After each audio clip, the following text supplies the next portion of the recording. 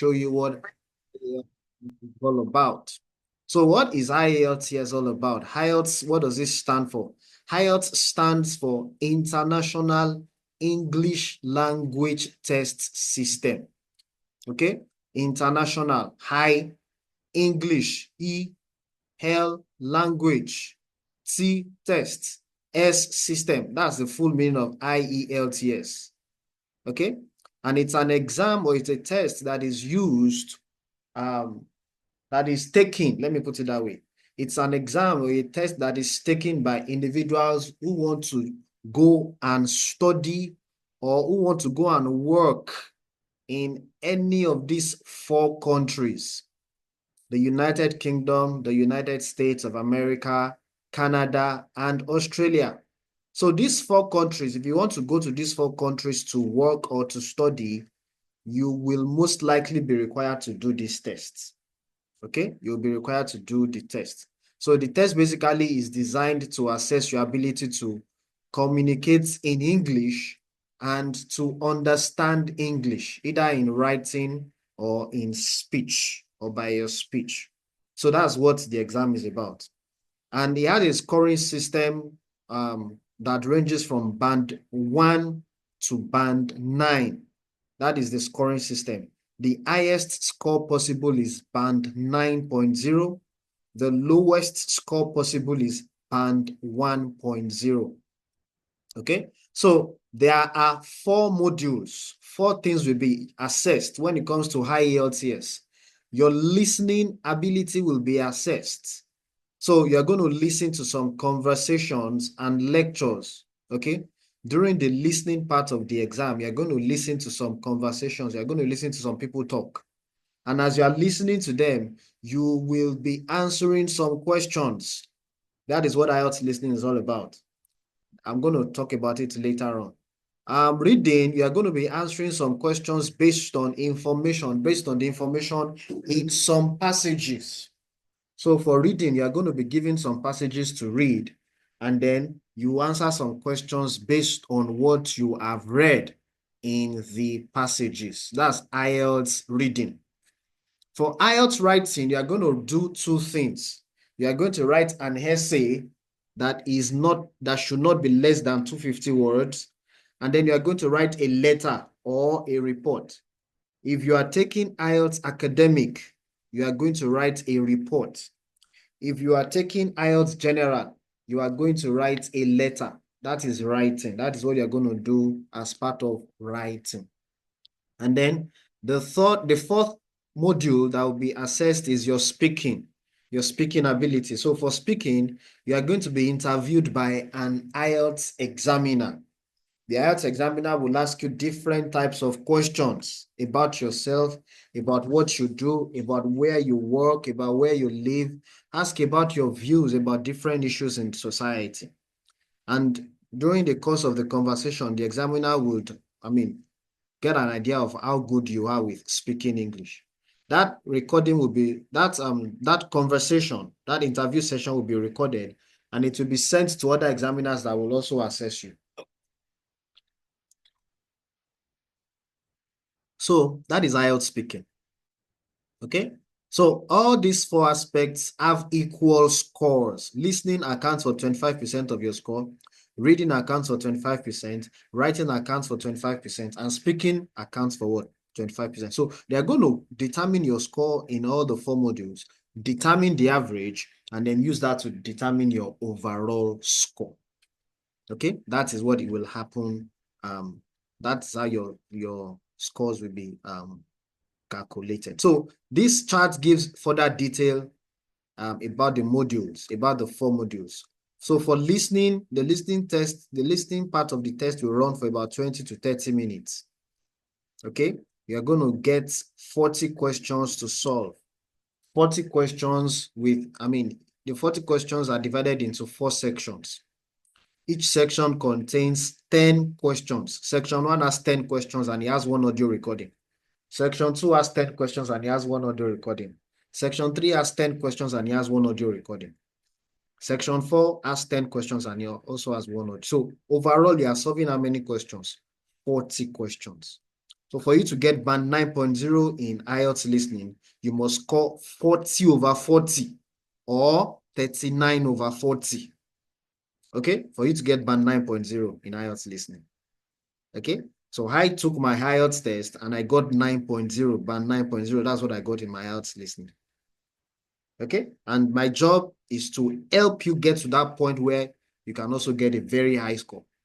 Okay, my target is that, okay, 9.0 or 8.5 or 8.0. Those are my 3 targets this year to help as many people as possible get those scores. So as you are listening to the speakers, you are going to be writing down your answers. Listening, you are going to be writing down your answers. I'm going to show you how to deal with IELTS listening questions in today's lesson later on today. Now, IELTS reading also has 40 questions, but unlike listening, for IELTS reading, you are going to be solving a total of 40 questions in 3 sections. There are 3 sections in IELTS reading. For listening, we have 4 sections, but in reading, we have what? 3 sections. Section 1 will have about 13 or 14 questions, and section 1 is usually the easiest. Section 1 of IELTS reading is usually the easiest. Section 2 will also have 13 or 14 questions, and section 3 will also have 13 or 14 questions, and section 3 is usually the hardest or the toughest. See? So as you are preparing for your IELTS exam, you need to train yourself to learn to quickly solve section 1 questions and section 2 so that you can have more time to solve section 3. Okay? So we're going to be treating the strategies for IELTS reading when we get to IELTS reading. Then we have writing. Like I said earlier on, you have 2 questions, task 1 and task 2. For task 1, you write a report or a letter. If you are taking IELTS academic, you write a report. If you are taking IELTS general, you will write a letter. Okay? And then you are going to write task 2 is going to be an essay. For essay, whether you are taking academic or general, you are going to do the essay. And then speaking, you are going to be interviewed by an examiner. So the speaking could be face-to-face or it could be by video. So ladies and gentlemen, these are the things you're going to be doing on the exam day. Listening, reading, writing. In that order. Okay? If you register for computer-based IELTS, you are going to do everything in one day. It's either you do listening, reading, and writing first, and then after that, you now go into the examiner's office for the what? For the speaking. Or you do the speaking first, and then after the speaking, you now do listening, reading, and writing. That's computer-based. But if you do paper-based, it's possible that you will do your speaking on a different day. So maybe you do your listening, reading, and writing on a Saturday, but the speaking will be done maybe on the Thursday before that Saturday, or the Tuesday before that Saturday, or the Wednesday before that Saturday. It can be any day, any day. It can even be after that Saturday. It can be Sunday after that Saturday. It can be any day. Okay, that's for paper-based IELTS. Okay, so I'm just giving you an overview of IELTS so that you can know what is before you. Now, if you are taking IELTS General, I want you to type in the chat box. Let me know who is taking IELTS General. Let me know who is taking IELTS Academic. I want you to type the type of test that you are taking. Just type it there. IELTS Academic, IELTS General. I want to know. I want to know who is taking what. Okay, I can see IELTS says IELTS Academic. Who else? Who else is taking academic? Who is taking general? Let me know. Okay, Miracle is taking general. Okay. Okbeoluwa is taking general. Okay. Miss Pokwa is taking academic. Vivo is taking academic. Angela is taking academic. Christopher academic. Ugochi Juliet academic. Very good. Thank you very much. Victoria iPhone. What's the name of this iPhone? Who is iPhone? Chidima, academic. All right. So I'm seeing plenty of academic here. Oh, general. Uchechukwu general. Very good. All right. So we're going to be covering both academic and general. Okay. There are some lessons that are common to both. For example, IELTS listening. IELTS listening is the same whether you are doing IELTS academic or IELTS general. Let me show you what I mean. Look at this past question here. This is Cambridge IELTS. Cambridge IELTS is the most popular and the best type of book that you can use to prepare for your IELTS. So this is Cambridge IELTS 19. Okay, Cambridge IELTS 19. You can see that they wrote academic here. Cambridge IELTS 19 academic. Now let me show you the listening. I want to show you that IELTS listening is the same in academic and general. Look at the listening. You can see the title of this passage, this question. Itchingbrook County Park. That is the title of the listening. Now let's go and check general. Cambridge general. Look at this one here. Cambridge IELTS 19 general. Can you see general training? This is general. Now let's check the listening here. The listening, can you see that it's the same? Itchingbrook County Park. It is exactly the same thing. It is exactly the same thing. Look at it. Itchingbrook County Park. This is from the IELTS academic book. This one I'm showing you now is from the IELTS academic book. This one, next one here, is from the word IELTS general book. It's exactly the same thing. Area, dash hectares, habitat, wetland, grassland, woodland. Look at it. Area, dash hectares, habitat, wetland, grassland, woodland. You can see it's the same thing.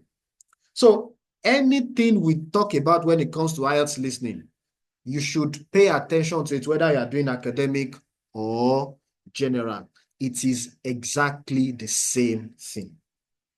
Okay? Now, for IELTS reading, there is a little bit of difference. Okay? Let me show you the difference. So this is IELTS reading from general, IELTS general.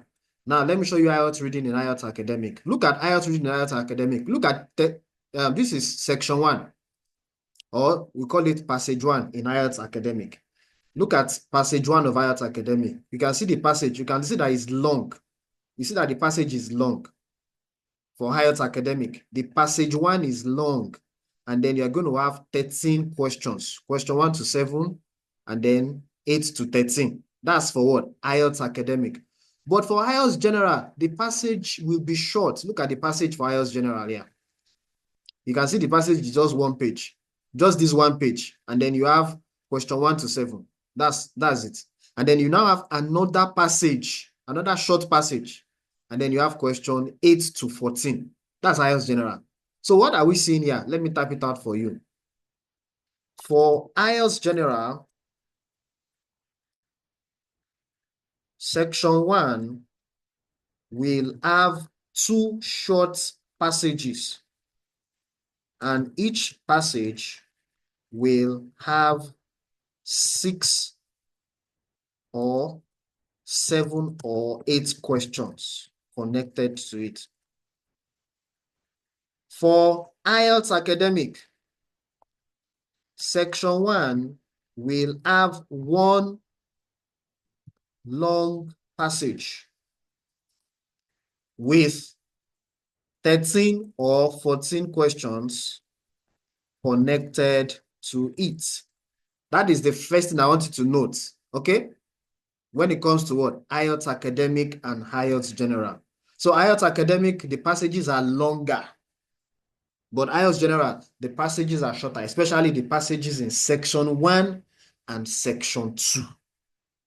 Okay? Section 1 and section 2. Now for section 3, in IELTS general, the passage will be long. It's going to be like what you are going to see in IELTS academic, long passages. So that is the first thing I want you to take note of. Now, the second thing I want you to take note of is about the type of question. In IELTS reading, we have different types of questions. Okay? We have what you call gap filling questions. We have true, false, not given questions. Look at this, what I'm showing you here now. So this is IELTS general. This question type is called true, false, not given. It is in IELTS general. It is also in IELTS academic. Look at IELTS academic that I showed you earlier on. How tennis rackets have changed. Okay? Can you see there's also true, false, not given in IELTS academic? So true, false, not given questions is found in both IELTS academic and IELTS general. The principles for solving them, the principles are the same. The steps are the same. So if we are teaching a class on true, false, not given, it doesn't matter whether you're doing IELTS academic or IELTS general, you should be a part of that class. You should join that class. You should pay attention to that class. You should watch the video recording of that class.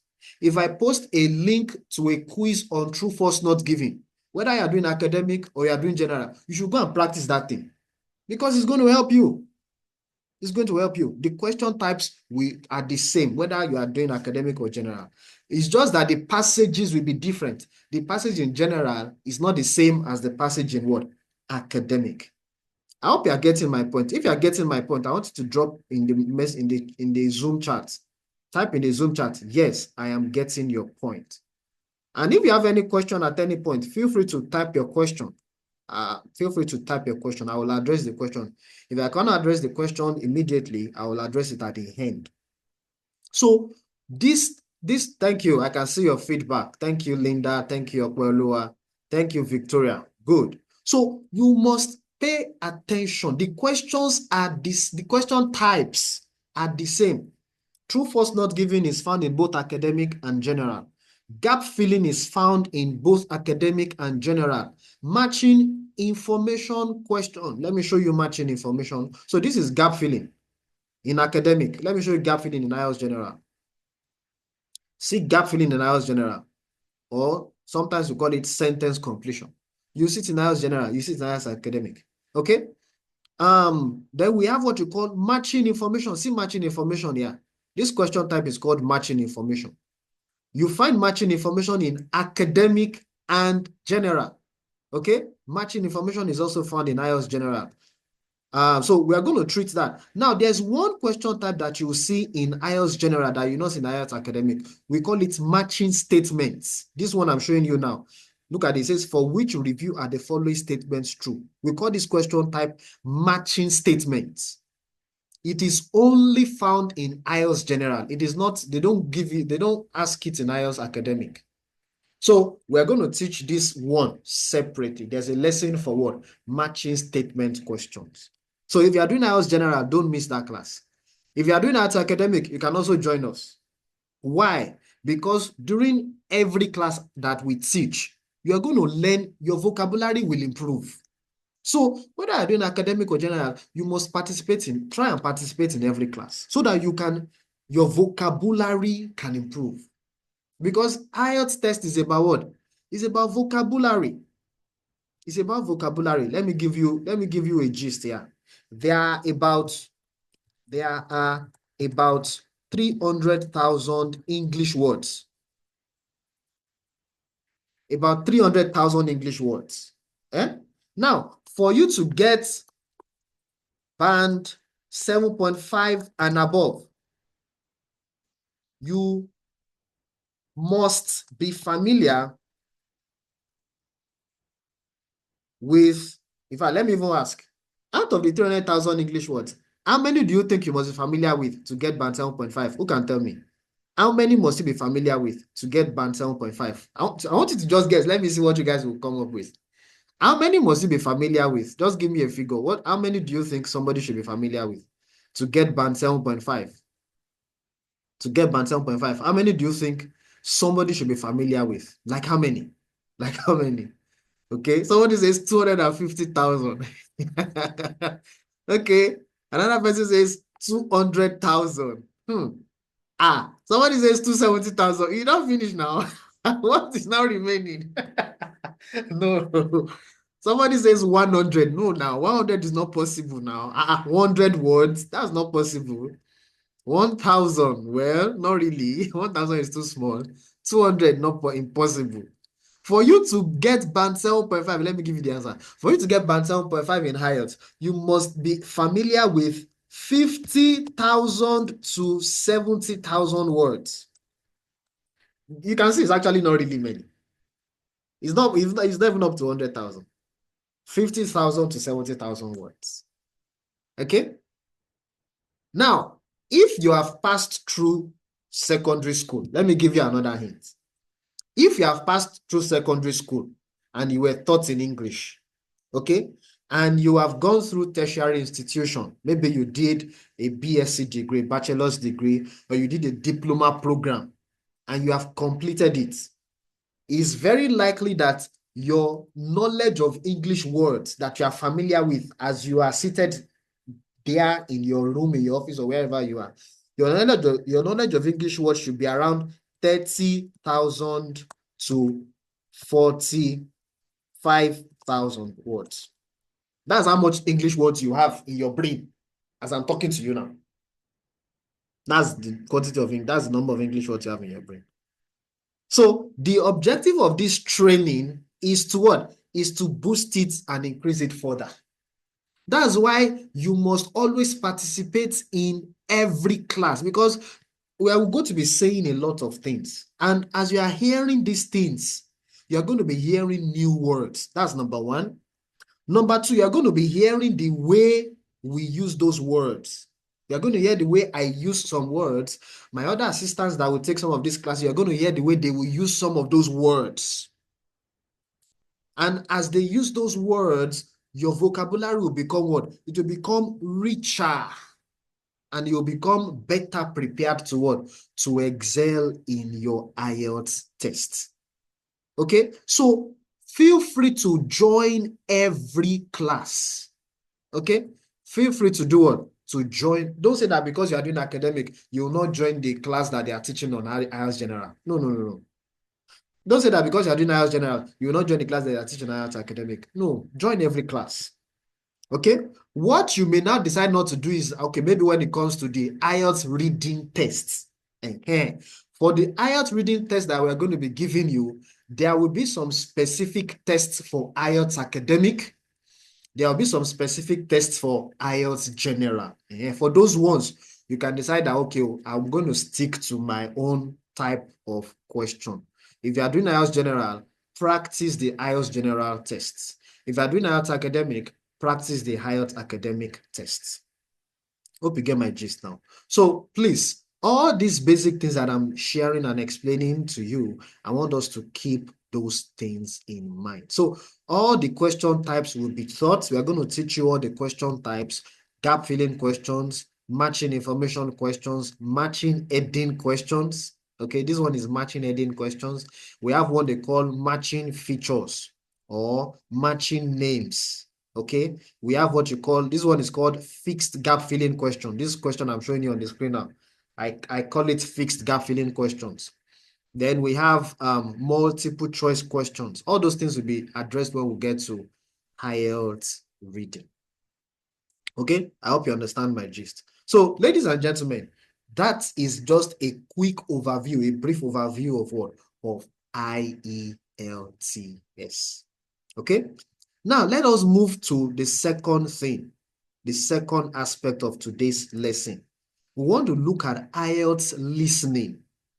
I want to introduce IELTS listening. So like I said earlier on, IELTS listening involves listening to some audio recordings.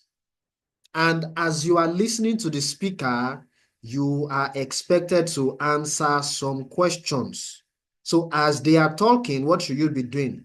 You should be answering questions. As they are talking, you should be doing what? You should be answering questions. That's what happens during what? During IELTS listening. Okay? Now, let us do a kind of, let me share the question I'm going to use. Let me use Cambridge IELTS 18.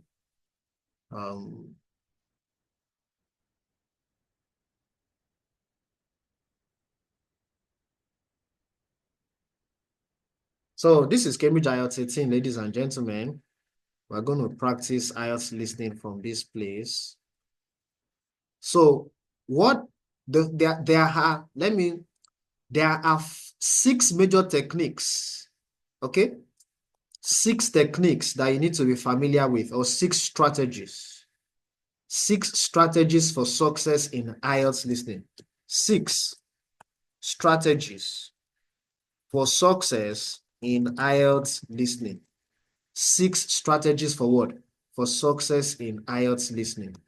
Number 1, identifying and listening for signposting words and their paraphrases. Or in short, just call this one signposting words. Okay? I like to call this one strategy 1 is what? Signposting words, using signposting words. Strategy 2 is what we call the note-taking strategy or the note-taking technique. Strategy 3 is what we call elimination strategy. Okay? This first one, signposting words, is useful for all types of IELTS listening questions. Useful for them. Note taking is useful for multiple choice questions and matching questions. Okay? Note taking technique is useful for what? Multiple choice questions and matching questions. Elimination technique is useful for multiple choice questions and matching questions. Then we have what you call visualization technique. This one is useful for map labeling questions. Okay? Visualization technique. That's another technique I'm going to teach you to use when it comes to solving questions in IELTS listening. Then we have what you call squashing distractions. This one will help you for all questions. It's useful for all question types in IELTS listening. And then number 6 is what I call self-correction. This one will also help you for all questions. Okay, so these 6 strategies are the strategies that you need to what? You need to apply. Okay, and when we say you are applying these strategies, you apply them anytime you practice, you use these strategies that I'm talking about. Okay, now let me say something here.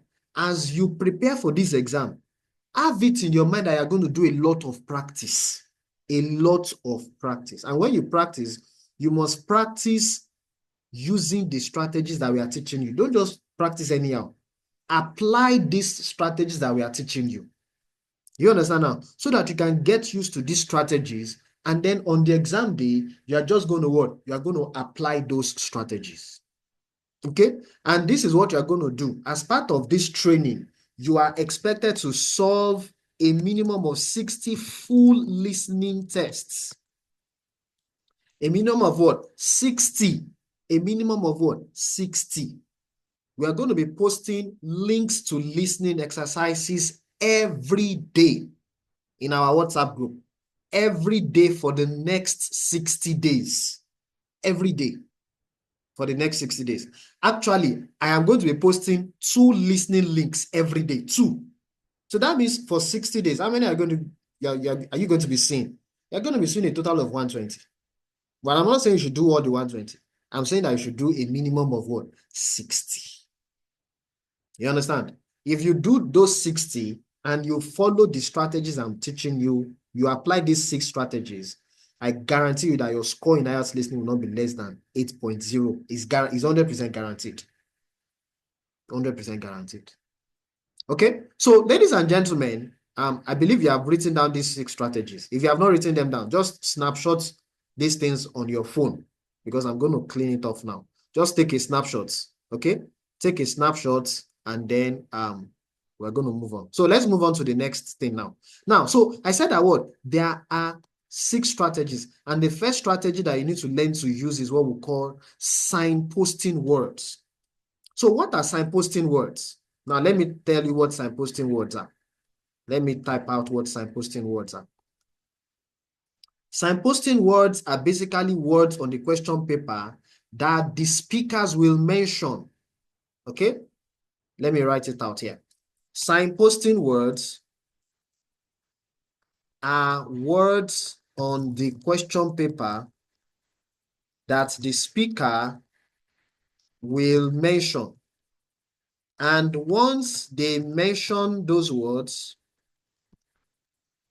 or the synonym / paraphrases of those words, just know that they are about to mention the answer. Okay? They're about to what? Mention the answer. That's signposting. Those are signposting words. Okay? Second thing is this: signposting words guide us to the answers that we are looking for. Okay? They help us know that the speaker is about to mention the answer, or that the speaker have already mentioned the answer. Okay? So that is the thing about signposting words. They are words on the question paper that the speaker will mention. Let me show you what I mean. Let me show you. Look at this question here now. Look at this question here now. Transport survey. Sadie Jones. So this Sadie Jones is a signposting word for me. Okay? I am very sure that the speaker will mention Sadie Jones. Signposting words are names of people, names of countries, names of cities. Those are proper nouns. Proper nouns, verbs, adverbs, adjectives, dates. You can see there's 1991 here.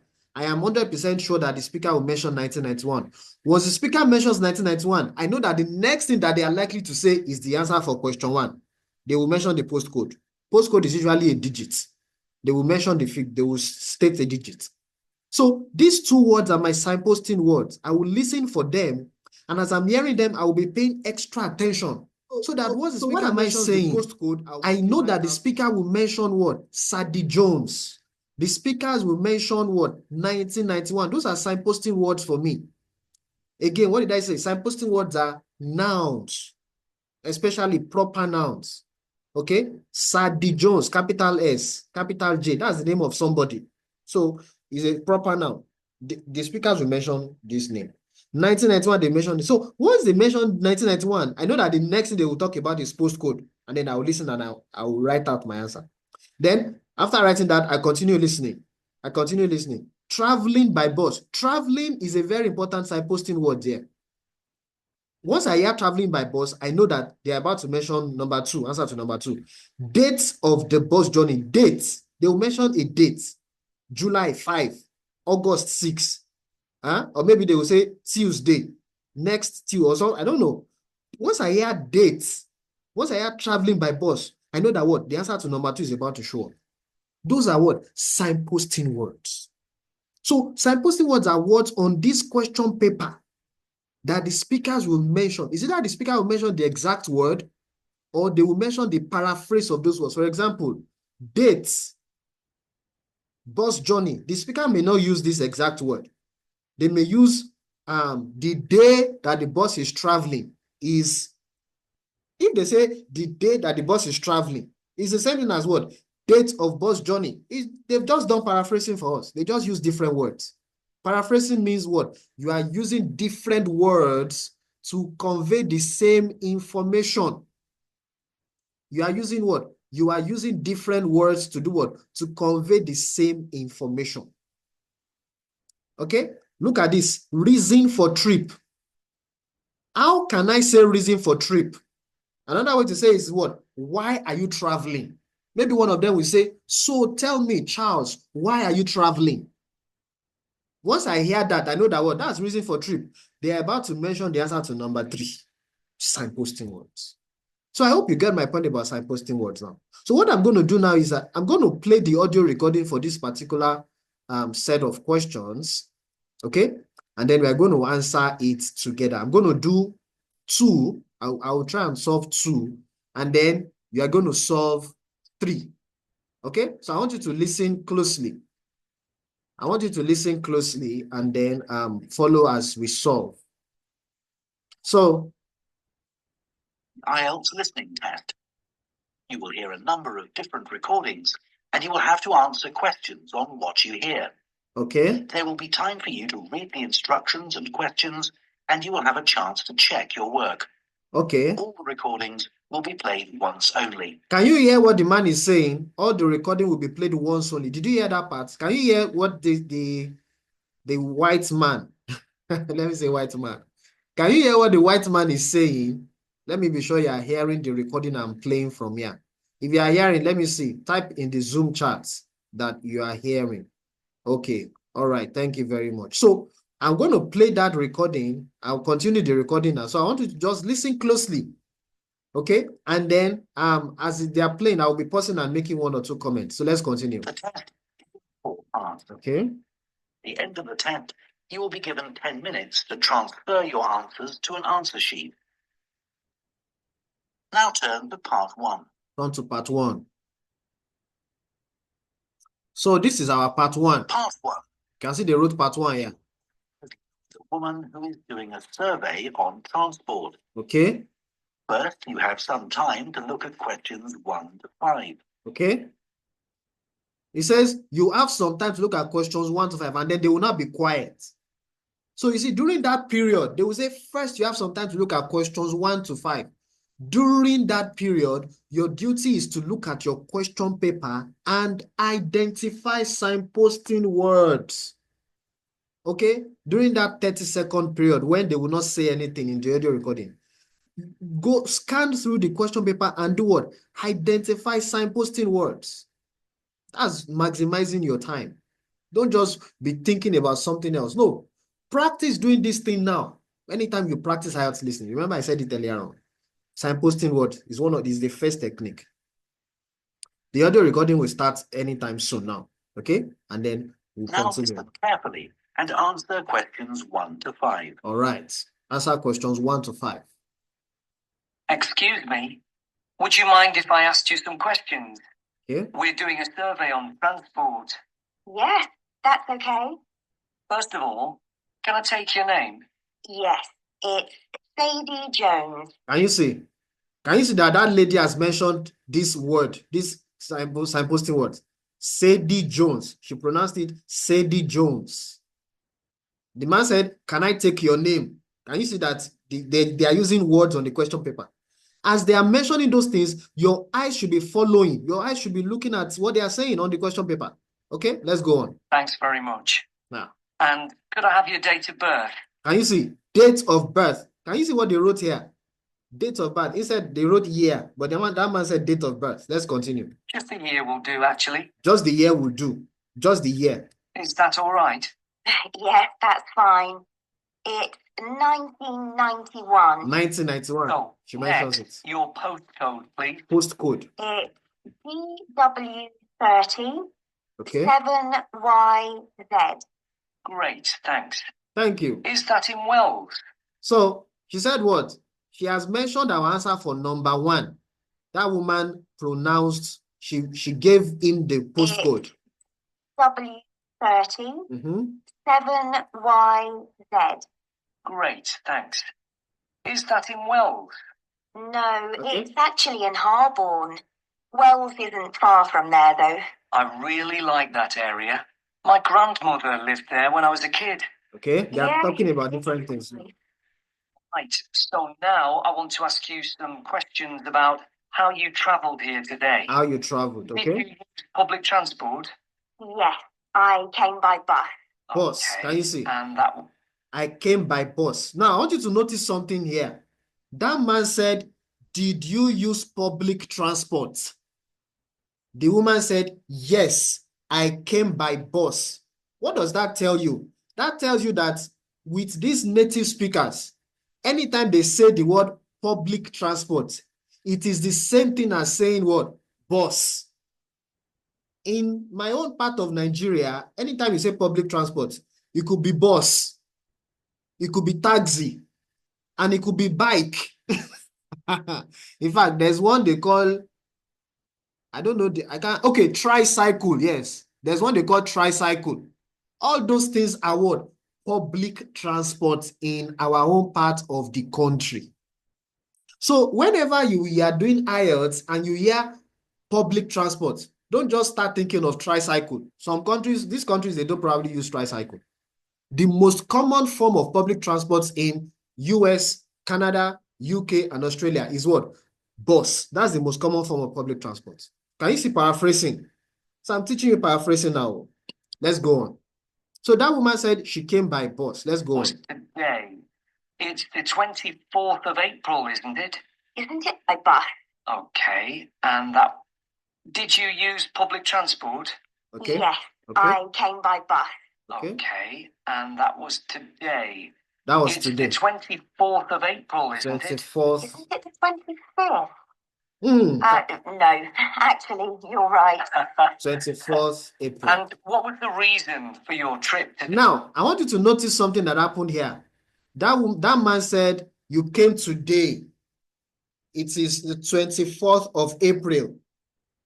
The woman now said, isn't it 25th? Now, that thing is what you call distraction. Remember when I was writing about the techniques earlier on, I said squashing distraction. Sometimes the speakers will say some things to distract us, like what that lady said, 25th April. Somebody, you see, I almost changed my answer. And then she now said, oh, okay, you are right. It's 24th. And then I left my answer as 24th April. Okay? 24th April. So my answer to question 2 should be what? 24th April. I want you to notice another thing. The man said 24th of April, but you cannot write 24th of April. Is that you write 24th April or you write April 24? Either one of the two. The instruction says write one word and or a number. One word. April is one word. April is one word. And a number. 24 is, what's it called? 24 is a number. Okay? So if you write 24th April or you write April 24, you are good to go. Do not write 24th April or, you see what I wrote here now? I wrote 24th April or April 24. Some people will now go and write something like this in the exam. No, just pick one of the two. Is it that you write 24th April like this, or you write this?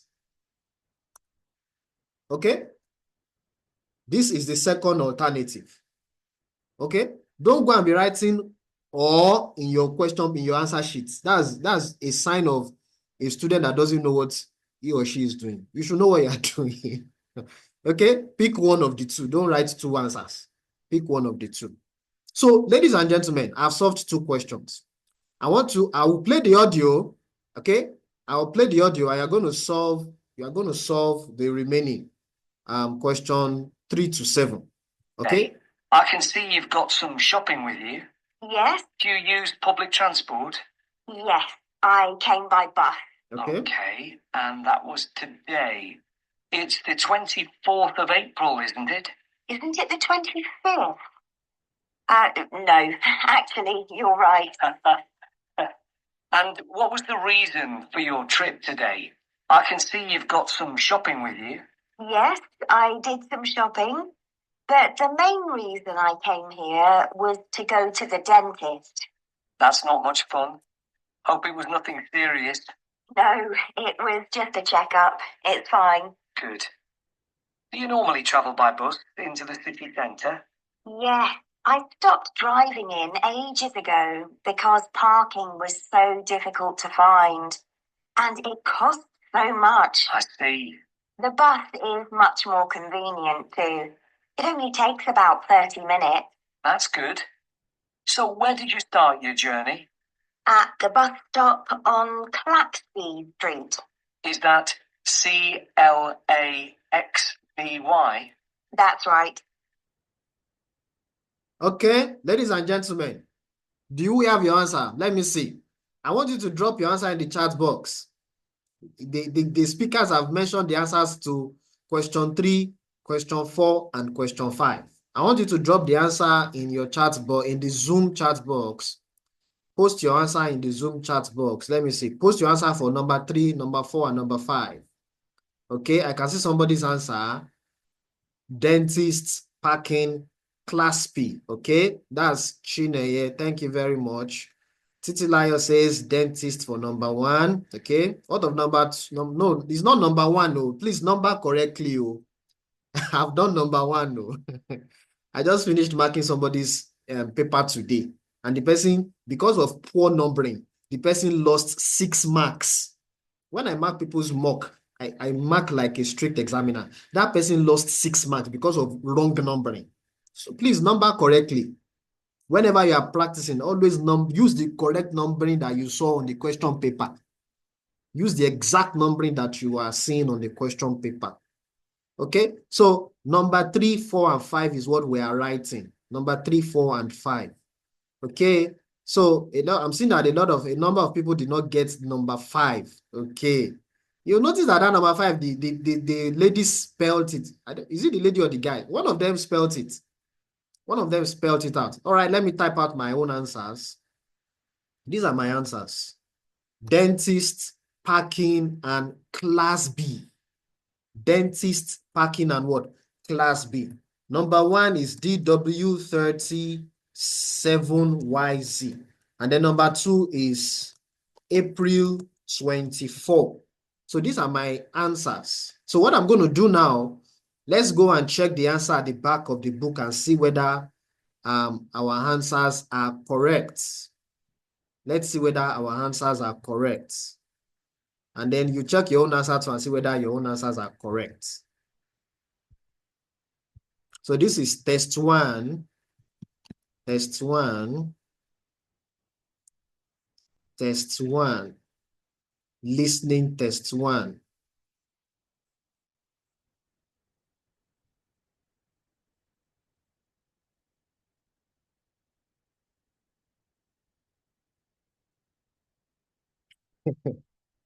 Okay, the computer is hanging. All right. Wow.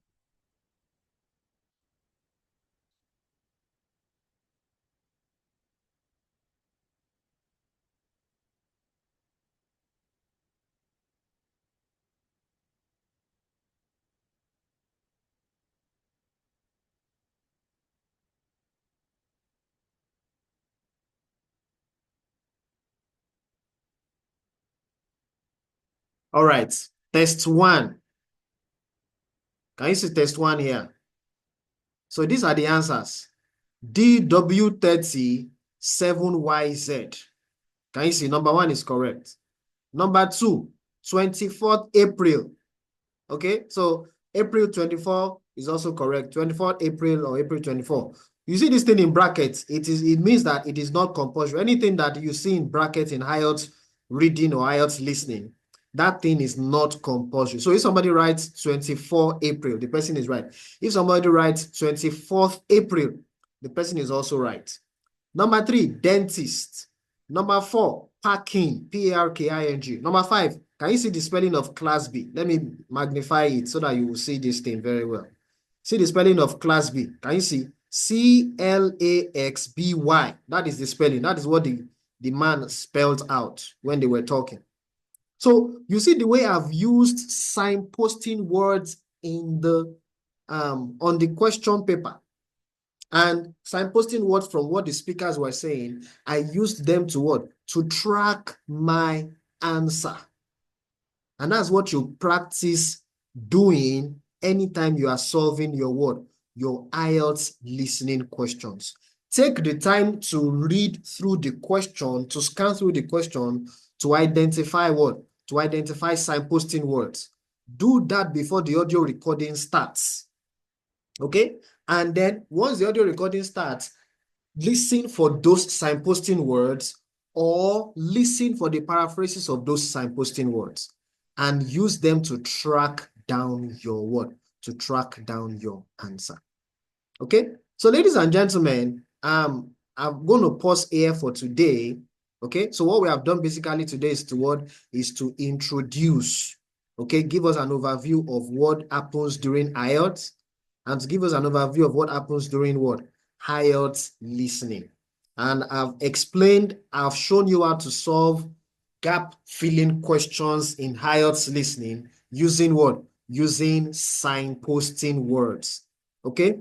During our next class, we're going to be looking at other question types. During our next class, I'm going to be showing you how to solve multiple choice questions in IELTS listening and matching questions and map labeling questions.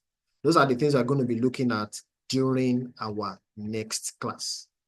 I hope you get my gist. I hope you understand my point so far.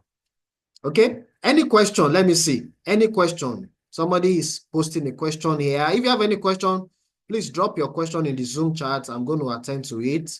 Somebody says, will you be penalized? So penalized, there should be doing this, you're penalized. I always correct your spelling mistakes, so you people should not feel bad anytime I correct your spelling mistake. All right? Any spelling mistake you write or you say, I will correct it. That's my job.